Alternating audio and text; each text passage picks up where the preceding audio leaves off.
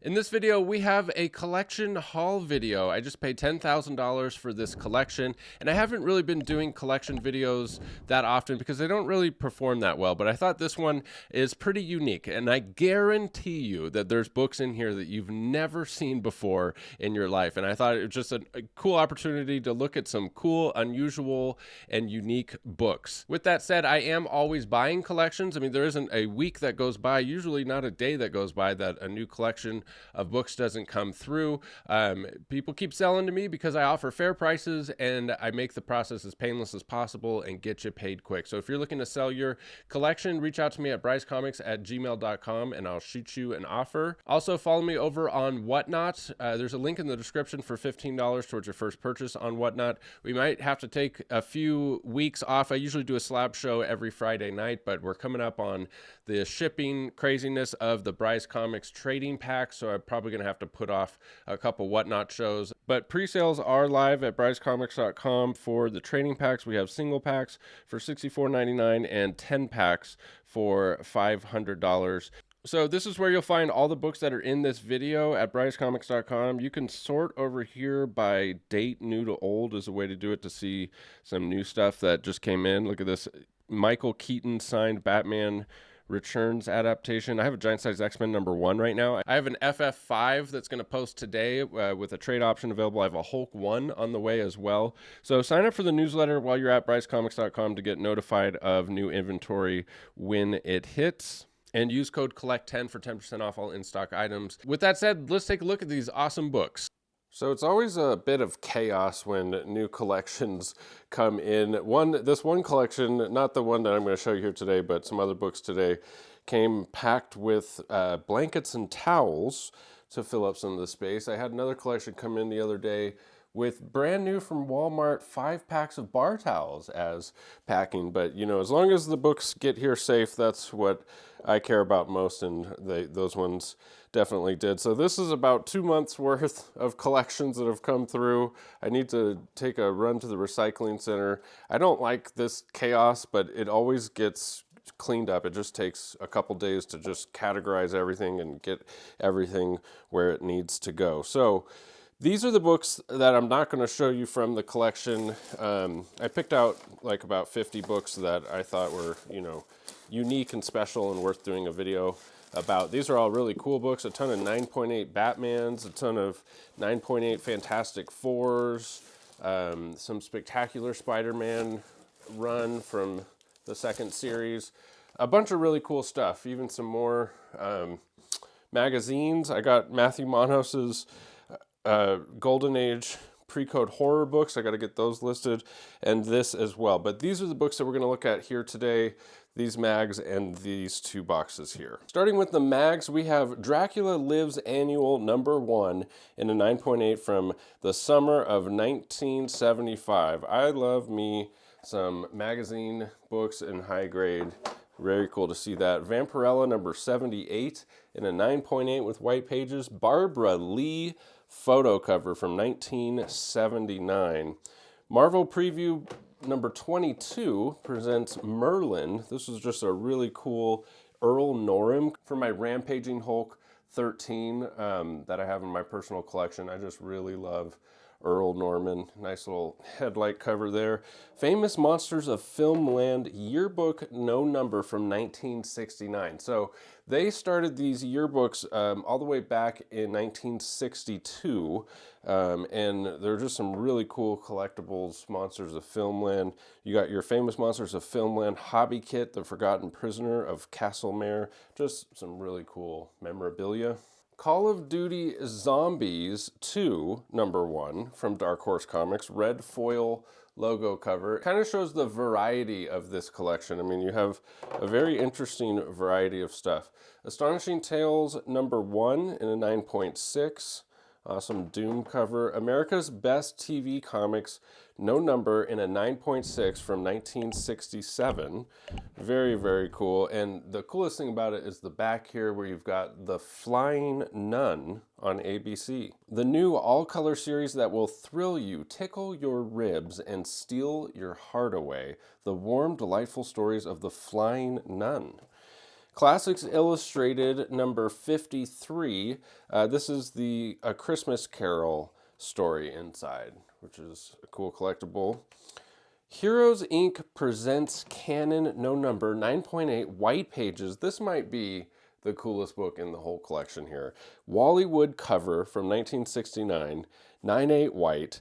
You got a triple headlight cover, including that one there, which is just crazy. You got Dragonella, a little take on Vampirella, and the Misfits. I mean, just a really cool collectible Wally Wood cover in a 9.8. Superior Stories number 1 in a 3.0 from 1955.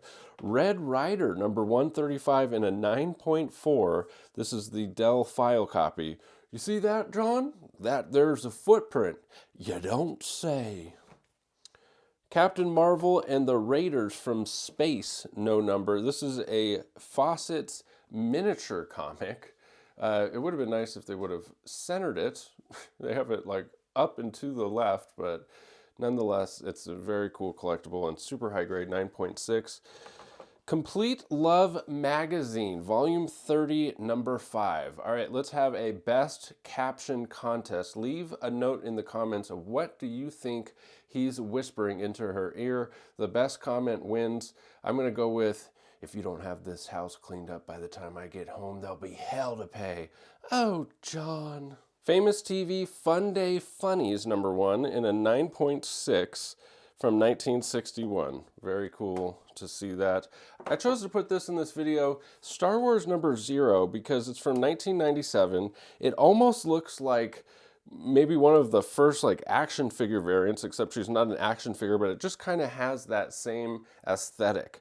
And it's an oddly sized comic. It's not like a normal sized comic from Dark Horse. Very interesting, had never seen that. Dodo number 1 in a 9.4. Back pinup cover, you got Dodo front and back from 1950 in nationwide publications. Marvel Superheroes number 1 in a 9.6 white CBCS. This is the first Marvel one-shot, first ever Marvel one-shot. And it looks really, really nice. I don't see any flaws to the case. I might have to consider crossing this over to CGC and going for that 9.8. 4-color number 735. This is the first appearance of Crusader Rabbit, and you got him right there on the cover. Looks gorgeous for a 1956 comic. Crusader Rabbit fans, I got you. Jimmy Wakely number 1. What I liked about this is the bag that it's in says $1,000 on it. Something tells me that it's not quite worth $1,000, but a very cool high grade 1949 on that one. Raggedy Ann and Andy number 1 painted cover 9.0 Dell Giant. Very cool to see from 1955. I remember something about Raggedy Ann. It wasn't like a big part of my childhood, but I definitely remember it. Submariner number 3 in a 9.6. Just cool to see a Marvel 12 center in a 9.6. And a DC Detective Comics 12 center in a 9.6. Origin and first appearance of Outsider. Superman's Girlfriend, Lois Lane, number 86. This is a Neil Adams cover in a 9.6. And the sticker on the back here from Metropolis says that it was the highest graded copy at the time that he bought this. I'm not sure if any 9.8s have hit the census since then, but possibly, you know, one of just a few of the highest graded copies in the world for a Neil Adams cover. All right, now I'm going to say that this is possibly the coolest book in the collection. Flintstones at the New York World's Fair, number 1 in a 9.4 from 1964. This is Warren Publishing's only comic book. So apparently they were just madly in love with that magazine format, because we have plenty of Warren Publishing magazine format comics, but this is the only comic book size comic from Warren Publishing. So this was a souvenir for the New York World's Fair in 1964. Hanna-Barbera, the Flintstones at the New York World's Fair. Very, very cool to see that. Toka, King of the Jungle, number 1, file copy, origin and first appearance of Toka, painted cover. Got the ad there for the Daisy BB gun. Miss Cairo Jones, number 1 from 1945. Very high grade for a 1945 comic. Target Comics, volume 7, number 6 I'm sure there's some highly sought after covers in Target Comics. In one of those volumes, there's got to be at least one highly coveted one. It's just cool to see a high grade like a 7.0 in a book from 1946. Classics Illustrated number 43, or HRN number 62. Shout out to Classics Illustrated for that lovely HRN numbering system that you have that just makes it so easy for us retailers and collectors to figure out how much your dang book is worth. But this is the Great Expectations story, and it was used in SOTI. SOTI is Seduction of the Innocent, just a very important part of comic book history that led to the establishment of the Comics Code Authority, and all of the books that are referenced in that book have become highly collectible, and this is one of them.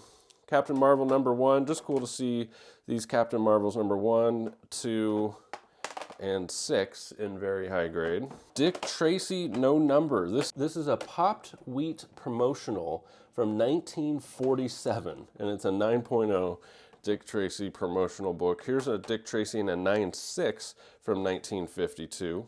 Showcase number 68 in a 9.6 featuring the Maniacs. Very cool to see in such high grade from 1967. Doctor Strange Annual number 1 in the 9.8 square bound book. Awesome cover featuring Clea and Doctor Strange. Tales of Asgard number 1 in the 9.6 white. This would have been a PC keeper for me if it was a 9.8.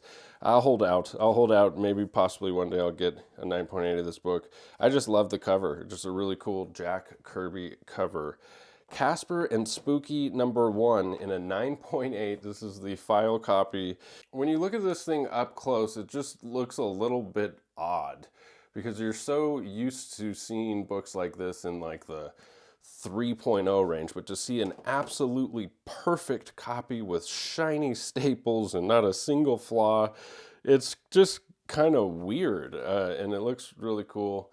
Nice daisy ad on the back. Here is Atomic Mouse number 1 from the Davis Crippen D copy pedigree. Comes with the certificate of authenticity there for Atomic Mouse number 1. Origin and first appearance of Atomic Mouse. And the coolest thing about this book, bam, is that back cover. Look at that back cover. The colors on it is just so awesome. Deep, deep colors on this one. It says, "Here you are, folks. Start your Atomic Mouse pinup series with this beautifully colored picture." And I agree, it is a beautiful back cover there for Atomic Mouse.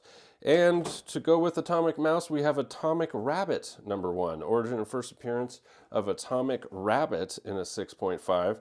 Also a 6.5. That's kind of a cool pair. Atomic Mouse and Atomic Rabbit, both in 6.5. Very cool to see that. And there's your back pinup of Atomic Rabbit. So thanks for sticking with me to the end. Don't forget we have a monthly giveaway here on the YouTube channel. If you subscribe, comment, and like, you're entered to win a free slab. And if you sign up for the newsletter at brycecomics.com, it's where you get first access to new collections like you saw in this video, and you are entered to win a free slab every single month you stay subscribed. Thanks as always. We'll catch you in the next one. Bye.